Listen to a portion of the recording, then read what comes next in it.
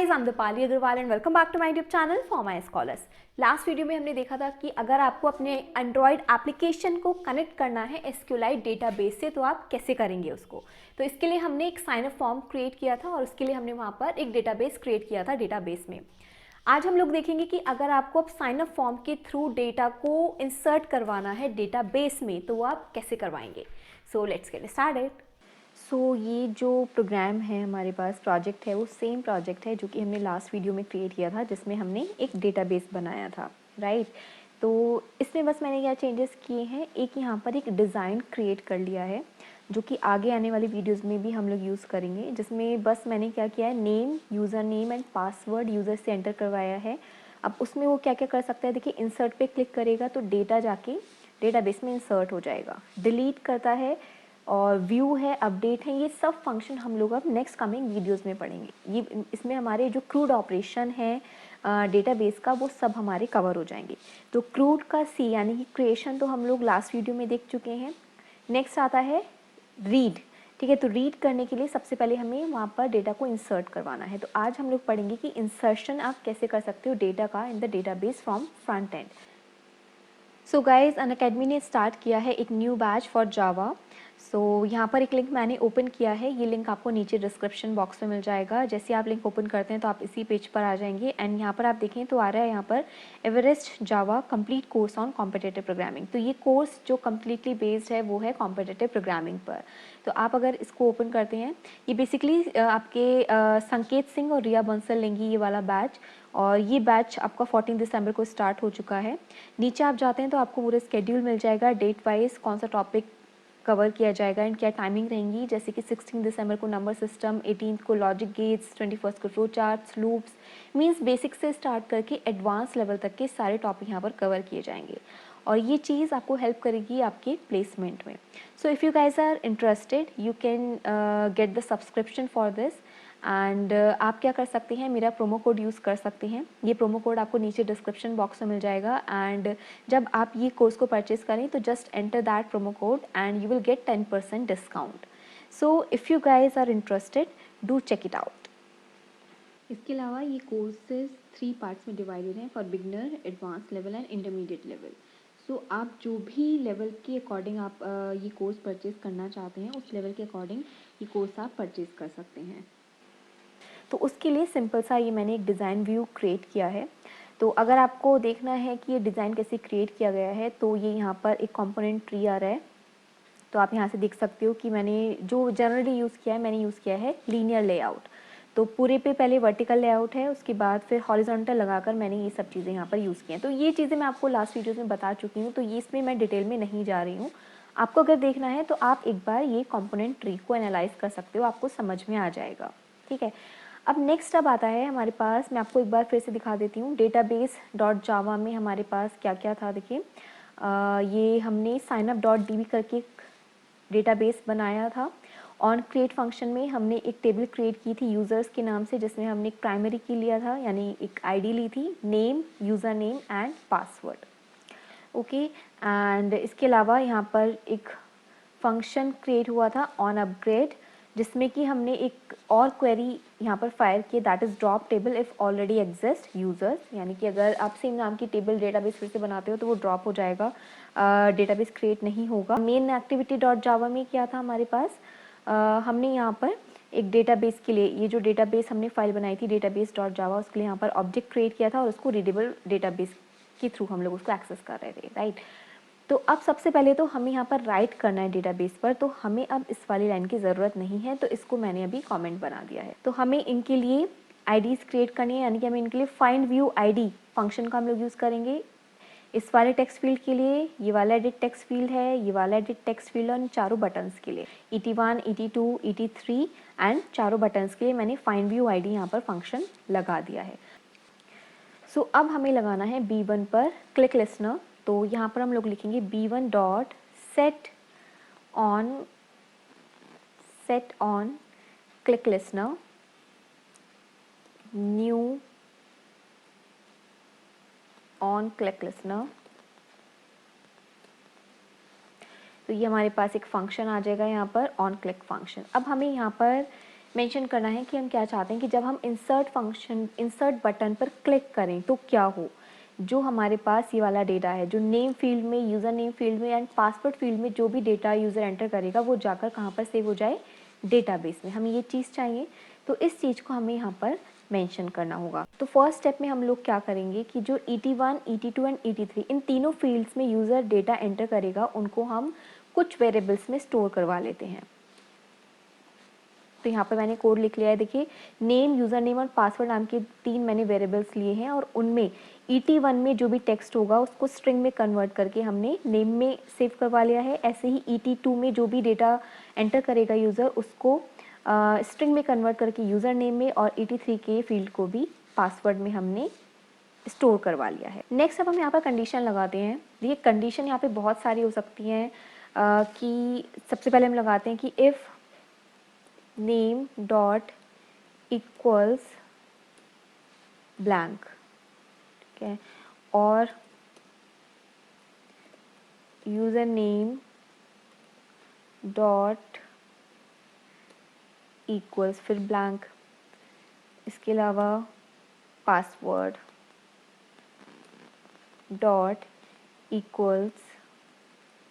तो इस केस में हमें क्या करना है, हम यहाँ पर एक टोस्ट मैसेज दे देते हैं, टोस्ट डॉट मेक टेक्स्ट। यहाँ पर हम लोग लगाएंगे मेन एक्टिविटी। हमें क्या मैसेज प्रिंट करवाना है कि enter all the fields, comma toast dot short message dot show. ठीक है, सबसे पहले तो ये कंडीशन हमने लगा दी है। इसके बाद देखिए यहाँ पर और भी कंडीशंस हो सकती हैं कि आप यूज़र नेम, कि आप नेम के लिए चेक करें कि नेम वो ऑलरेडी एग्जिस्ट तो नहीं करता है, या फिर पासवर्ड पे आप कुछ लगाना चाहते हैं कि 8 कैरेक्टर्स होने चाहिए, एक स्पेशल कैरेक्टर होना चाहिए। ये सब चीज़ें, बहुत सारी मीन्स यहाँ पर कंडीशन लग सकती हैं। तो टोटली डिपेंड करता है कि आप अपने डेटाबेस को, आप अपनी एप्लीकेशन को कितना स्ट्रॉन्ग बना रहे हो, ठीक है, उसकी सिक्योरिटी कितनी स्ट्रॉन्ग कर रहे हो। तो ये चीज़ें तो मैं आपको यहाँ पर नहीं बता रही हूँ। हम लोग, क्योंकि हमारा मेन पर्पस है ये देखना कि हमें अगर डेटा को इंसर्ट करवाना है डेटाबेस में तो वो हम कैसे करेंगे। बाकी रही सिक्योरिटी वाली बात, तो ये चीज़ें हम ऑलरेडी भी डिस्कस कर चुके हैं जब हमने JDBC पढ़ा था, और इसके अलावा जब हमने पाइथन में ये चीज़ें डेटाबेस पढ़ा था तो वहाँ पर भी हमने ये चीज़ें डिस्कस की थी कि अगर आपको अपने पासवर्ड पर इस तरह की कंडीशन लगानी है कि 8 कैरेक्टर्स का होना चाहिए, स्पेशल कैरेक्टर होना चाहिए, या फिर आपको यूज़र नेम चेक करना है, नेम चेक करना है कि ऑलरेडी एग्जिस्ट तो नहीं करता है, तो ये सब चीज़ें आप वहाँ से भी देख सकते हो। ठीक है, यहाँ पे जस्ट आपको क्या करना है, वाली कंडीशंस को यहाँ पर इफ एल्स करके लगा देना है, बाकी और कुछ नहीं करना है यहाँ पर। ठीक है, तो यहाँ पर बस मैं बहुत सिंपल सा एप्लीकेशन बना रही हूँ। तो नेक्स्ट अब हम लोग लगाएंगे एल्स। अगर ये कंडीशन ट्रू है, सॉरी, अगर ये चीज़ हमारे पास है, कोई भी फील्ड जो है ब्लैंक रहता है, तो हम लोग ये वाला जो मैसेज है वो शो हो जाएगा। उसके बाद हमें क्या करना है, अब जो भी इन तीनों फील्ड्स में ET1, ET2, ET3 में जो भी डेटा आया था उसको हमें डेटाबेस में इंसर्ट करवाना है। तो अब डेटाबेस में इंसर्ट कराना है तो वाली कोडिंग तो हम कहाँ लिखेंगे, डेटाबेस डॉट जावा में। सबसे पहले यहाँ पर हम एक फंक्शन बनाएंगे, अब पब्लिक वॉइड एक फंक्शन बना लेते हैं, इंसर्ट डेटा के नेम से। हमें क्या क्या डेटा इंसर्ट करवाना है, स्ट्रिंग नेम को एंटर करवाना है, एंड यूज़र नेम भी एंटर होना है, एंड पासवर्ड। आप इसके अलावा यहाँ पर जो भी फील्ड्स बढ़ाना चाहते हैं आप बढ़ा सकते हैं। यहाँ पर देखिए कोड मैंने लिख लिया है, तो इसका जो रिटर्न टाइप रहेगा वो बुलियन रहेगा। ओके, तो यहाँ पर जस्ट मैंने क्या किया, देखिए पहले तो SQLite डेटाबेस क्लास के लिए यहाँ पर ऑब्जेक्ट क्रिएट किया है राइटेबल डेटाबेस में, क्योंकि हमें अब डेटाबेस पर राइट करना है, डेटा को इंसर्ट करवाना है। इसके अलावा एक और क्लास का यहाँ पर यूज़ किया गया है, कंटेंट वैल्यूज़ क्लास के लिए यहाँ पर ऑब्जेक्ट क्रिएट किया गया है। जब भी आप कोई कंटेंट लिख रहे हैं, यानी कि डेटाबेस में इंसर्ट कर रहे हो या अपडेट करवाते हो, तो उस टाइम पर इस कंटेंट वैल्यू क्लास का यूज़ होगा। उसके बाद हमने इस क्लास का यूज़ करके, इस क्लास के रेफरेंस वेरिएबल का यूज़ करके इन जो भी वैल्यूज़ हैं, name, user name and password की वैल्यूज़ को डेटाबेस में पुट करवाया है यूजिंग पुट फंक्शन। ठीक है, ये क्या करेगा, इस रेफरेंस वेरिएबल के साथ इस फंक्शन का यूज़ किया है हमने, पुट फंक्शन का, जो क्या करेगा, इन पर्टिकुलर वैल्यूज़ को जाके आपके डेटाबेस में जाके पुट कर देगा। सो देखिए यहाँ पर जो इंसर्ट डेटा फंक्शन में यहाँ पर जो मैंने वेरिएबल्स लिए थे, name, user name and password, ये कौन से वाले नेम्स हैं जो कि हमने यहाँ पर क्रिएट किए थे, name, user name and password, यानी कि जो डेटाबेस में टेबल्स के कॉलम्स बनेंगे, टेबल के कॉलम नेम जो हैं वो क्या क्या है, name, user name and password. तो यहाँ पर भी ये चीज़ सेम रहेगी, name, user name and password. और यही चीज़ सेम हमारे पास आएगी यहाँ पर राइट हैंड साइड वाले जो पैरामीटर्स हैं वो ये हमारे रहेंगे, ठीक है, जो हमारे डेटाबेस के टेबल के कॉलम नेम्स हैं। ओके, और उसके बाद हमने क्या किया है, यहाँ पर एक फंक्शन का यूज़ किया है, इनबिल्ट फंक्शन, इंसर्ट फंक्शन। तो उसके थ्रू हमने सबसे पहले पैरामीटर्स, इसमें पैरामीटर पास किया हमने टेबल, कौन सी टेबल में आपको डेटा को इंसर्ट करना है। एंड नल कॉलम हैक हमें नेक्स्ट जो है इस टाइम पर नल रखना है। और थर्ड पैरामीटर हमने पास किया यहाँ पर ये कंटेंट वैल्यूज़ का रेफरेंस वेरिएबल। ओके, और डीबी हमारे पास कहाँ से आया है, ये एसक्यूएलआई डेटाबेस के लिए जो हमने यहाँ पर रेफरेंस वेरिएबल लिया था वही चीज़ हमने यहाँ पर यूज़ की है। तो ये जो रहता है हमारे पास, जो इंसर्ट फंक्शन होता है वो हमारे पास हमें रिटर्न करता है -1 वैल्यू या फिर 0 वैल्यू। अगर वैल्यू डेटाबेस में इंसर्ट हो गई हैं तो उस केस में हमें रिटर्न करता है 0, अदरवाइज़ ये हमें रिटर्न करता है -1। तो इसलिए हमने लिखा है यहाँ पर इफ़ r इक्वल्स टू -1 है तो हम फॉल्स रिटर्न कर देंगे, अदरवाइज ट्रू रिटर्न हो जाएगा, ठीक है। अब इन फॉल्स और ट्रू वैल्यूज़ का यूज़ करेंगे हम अभी main activity dot Java class में। तो गाइज आई थिंक आपको ये समझ में आ गया होगा कि ये फंक्शन का क्या पर्पस है। जस्ट मेन जो है यहाँ पर इंसर्ट फंक्शन है जिसके थ्रू हम डेटाबेस में टेबल में हम लोग डेटा को इंसर्ट करवा रहे हैं, ठीक है। तो अब हम लोग चलते हैं मेन एक्टिविटी डॉट जावा में। अब यहाँ पर यूज़ होगा इस इंसर्ट डेटा फंक्शन का। तो यहाँ पर अब हम लोग लिखेंगे इंसर्ट डेटा। हमें यहाँ पर कौन सा डेटा इंसर्ट करना है, जो इन फील्ड्स में आया है। यहाँ पर चलिए हम नेम चेंज कर लेते हैं ताकि आपको कन्फ्यूजन ना हो कि कौन सा वेरिएबल कहाँ पर यूज़ होना है। तो इन फील्ड्स में यानी कि नेम 1, यूज़र नेम 1, पासवर्ड 1 जो फील्ड में डेटा आया है उसको हम यहाँ पर अब यूज़ करेंगे। इंसर्ट डेटा हमें क्या क्या इंसर्ट करना है, name 1 comma user name 1 comma password 1, okay. और इस यूज़र नेम 1, ओके। अब इंसर्ट डेटा हमें कहाँ पे करना है, जी डॉट में। जी क्या है, जी के लिए देखिए हमने यहाँ पर डेटाबेस क्लास के लिए जो हमने यहाँ पर रेफरेंस वेरिएबल बनाया था, ऑब्जेक्ट क्रिएट किया था, ये जी वो है, जी डॉट। और अब इस वैल्यू को हम असाइन करेंगे किसी बुलियन वेरिएबल में। बुलियन कोई भी एक वेरिएबल ले लीजिए, let suppose I, okay, boolean I. अब हम लोग चेक करेंगे कि if I is equals to true, यानी कि जो डेटा है वो इंसर्ट हो गया है अगर वहाँ पर, तो हम लोग यहाँ पर एक टोस्ट मैसेज देंगे। सेम मैं यहाँ से कॉपी कर लेती हूँ।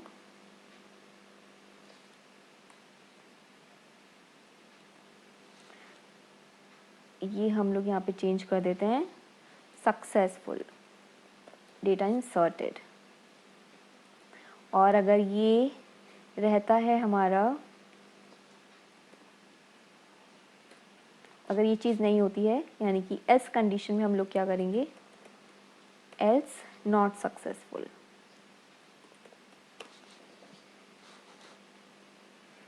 ठीक, तो ये हमारा अब कोड आई थिंक कंप्लीट हो गया है। बी पर हम B1 बटन पर यानी कि इंसर्ट बटन पर हमने ये वाला क्लिक लिस्टनर लगाया है। पहले तीनों फील्ड्स की वैल्यूज़ को हमने 3 वेरिएबल्स में स्टोर किया है एंड उसके बाद वहाँ पर सबसे पहले चेक किया कि अगर कोई भी फील्ड हमारा ब्लैंक रहता है तो हम एक एरर मैसेज दे देंगे। अदरवाइज़ क्या करेंगे, इंसर्ट डेटा फंक्शन का यूज़ करके ये तीनों वैल्यूज़ को हम लोग पास करेंगे। ये वैल्यूज़ पास होकर कहाँ जाएंगी, इस वाले फंक्शन पर, और ये इंसर्ट फंक्शन के थ्रू ये तीनों की तीनों वैल्यूज़ डेटाबेस में इंसर्ट हो जाएंगी। और उसके बाद अगर ये जो यहाँ पर वैल्यू आती है, देखो ये वैल्यू कहाँ से आएगी, ये वाली आएगी, रिटर्न फॉल्स और ट्रू। अगर ये वैल्यू ट्रू जाती है यहाँ से तो यहाँ पर आई में क्या आएगा, ट्रू आएगा। अगर वो फॉल्स जाती है वहाँ से तो आई में फॉल्स आएगा। तो अगर ये वैल्यू ट्रू है तो हम सक्सेसफुल शो हो जाएगा मैसेज, अदरवाइज नॉट सक्सेसफुल। तो अब हम इसे एग्जीक्यूट करके देखते हैं। मेरा फ़ोन कनेक्टेड है सिस्टम से, ये एप्लीकेशन एग्जीक्यूट हो गया है मेरे फ़ोन में। तो सबसे पहले तो हम लोग क्या करते हैं, डिवाइस फाइल एक्सप्लोरर यहाँ से ओपन करते हैं एक बार।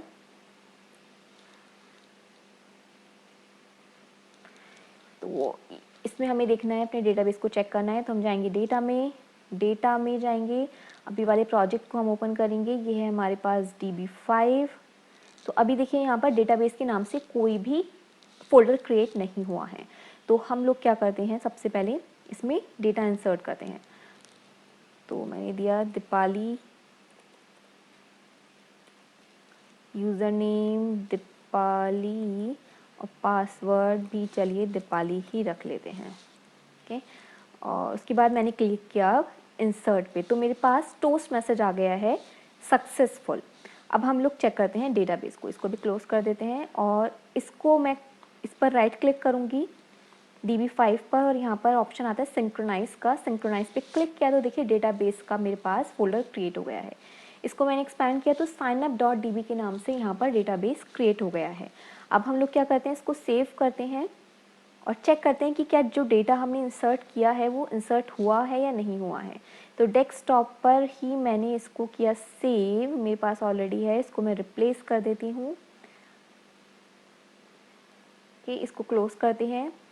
अब हम लोग जाते हैं DB ब्राउज़र पर। में हम जाएंगे ओपन डेटाबेस में। DB ब्राउज़र फॉर SQLite क्या है ये मैंने आपको लास्ट वीडियो में बताया था। जब हम लोग को SQLite का डेटाबेस टेबल चेक करना होता है तो हम इस सॉफ्टवेयर का यूज़ करते हैं। तो signup.db को मैंने ओपन किया, यहाँ पर यूज़र के नाम से एक टेबल है, इसको मैं ब्राउज़ टेबल करती हूँ। तो ये देखिए मेरे पास यहाँ पर टेबल में डेटा इंसर्ट हो गया है। और एंट्रीज़ करके देखते हैं, 2-3 एंट्रीज़ करके देखते हैं, उसके बाद चेक करते हैं कि वो सारा का सारा डेटा इसमें गया है या नहीं गया है।